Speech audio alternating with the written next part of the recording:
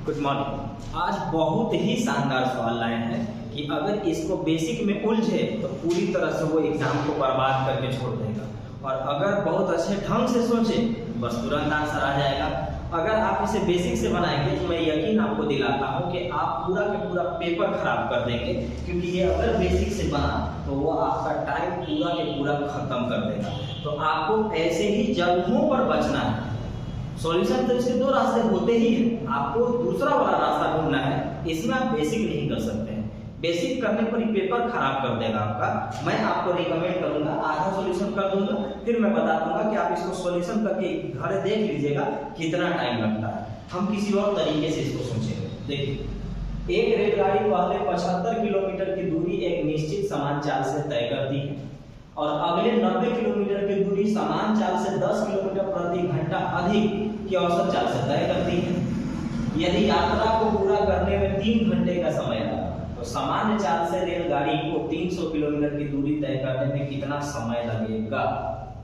अब advance level का knowledge, value को रखने के बाद ऑप्शन मिले तो अच्छी बात, नहीं मिले तो भी आप कर सके। आपको इस लेवल की जानकारी रखनी होगी। जानकारी नहीं है तो अपने आप को उस लेवल का प्रैक्टिस करना पड़ेगा जो आप इस सवाल को देख के बना सकें। अगर उस तरह से सोच लिए तो देख के ही बन जाएगा, और अगर नहीं सोच पाए तो बहुत लंबा जाएगा। जब आप फाउंडेशन पढ़े होंगे तो आपको बताया गया होगा कि अगर समय दे देगा तो कुछ भी पूछेगा फॉर्मूला समय का ही लगाइएगा।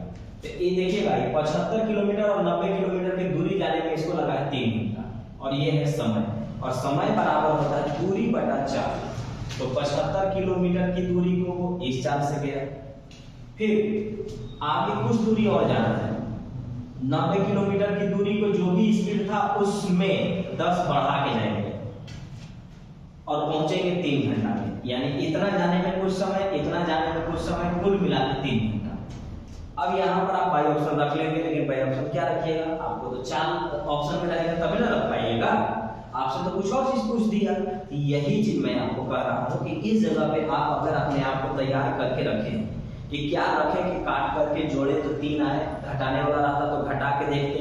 ऐसा करके हर तरह से अगर आप सोच लिए होंगे तो यकीन मानिए आप बहुत अच्छा तैयारी कर चुके हैं, बस आपकी अब ज्वाइनिंग बाकी है। तो देखिए, आपको क्या करना है कि ऐसे वैल्यू रखना है जिसको रखें तो यहाँ काटने पर और 10 जोड़ के भी काटे तो कट जाए, और काटने पर और जोड़ने पर आए 3। तो जब मैं डायरेक्ट बोलूंगा तो आपको लगेगा कि सर आप तो याद करके रखे हैं या कैसे एग्जाम में समझ में आए, तो मैं आपको हर तरीके से प्रूव कर दूंगा कि आप यही सोचना। चलिए देखिए, अगर मैं यहाँ पर 50 रख दिया तो 50 का ये 1.5, 50 और 10 60, 60 का भी 1.5 और 1.5 3 हो गया। स्पीड था 50 किलोमीटर प्रति घंटा, और अगर स्पीड 50 किलोमीटर प्रति घंटा था तो 300 किलोमीटर जाने में 6 घंटा का समय लगेगा। तो मैंने x का मान रखा 50। अब मैं प्रूफ करता हूँ कि कैसे कैसे हम किए। अगर मैं यहाँ 50 रखूंगा तो 50 से ये 1.5 बार में 50 रखूंगा यहाँ तो 50 और 10 60 हो जाएगा, और 60 से भी 1.5 बार 1.5 और 1.5 3 घंटा का लगा। तो मेरा वास्तविक चाल क्या था, सामान्य चाल क्या था, 50 किलोमीटर प्रति घंटा। अब इस चाल से अगर मैं 300 किलोमीटर की दूरी तय करूंगा तो कितना समय लगेगा, तो समय बराबर दूरी बटा 4, फिर हमको 6 घंटा लगेगा। अब उल्टा करते हैं,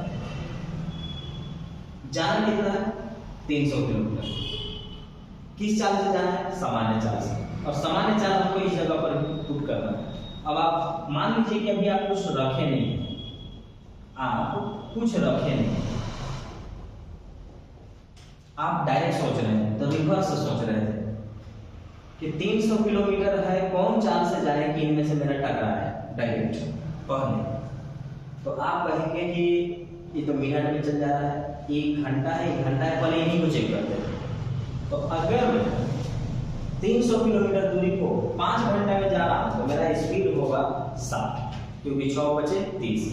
5 घंटा में पहुंचूंगा तो 60 के चाल से चलेंगे, और अगर 60 के चाल से चलेंगे तो ये तो कट सकता है, लेकिन जब ये 60 और 10 70 होगा तो ये कटेगा नहीं। तो बचाइए, अगर मैं 6 घंटा में 300 किलोमीटर जा रहा हूँ तो स्पीड रहा 50, और अगर स्पीड 50 रहा तो 50 के हिसाब से प्रूफ करेंगे अब कि 50 से 1.5 बार में, 50 और 10 60, 60 से भी 1.5 बार में, 1.5 और 1.5 3 घंटा।